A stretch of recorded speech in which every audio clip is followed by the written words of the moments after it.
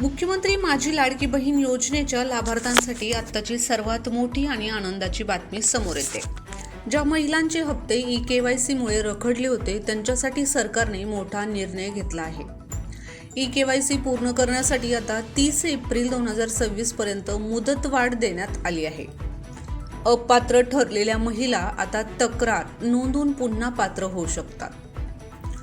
February आणि मार्च महिन्याचा हप्ता एकत्रितपणे जमा होणार। पात्र महिलांना मिळणार 3000 रुपये। बऱ्याच महिलांचे अर्ज मंजूर होऊनही फक्त बँक खात्याची माहिती चुकीची असल्यामुळे किंवा आधार लिंकिंग नसल्यामुळे पैसे जमा होत नव्हते।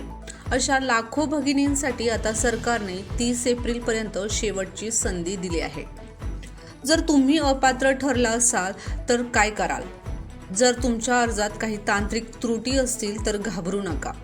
तुम्ही आता पोर्टलवर जाऊन म्हणजेच तक्रार नोंदवू शकता। तुमची माहिती दुरुस्त केली की तुमचा अर्ज पुन्हा पात्र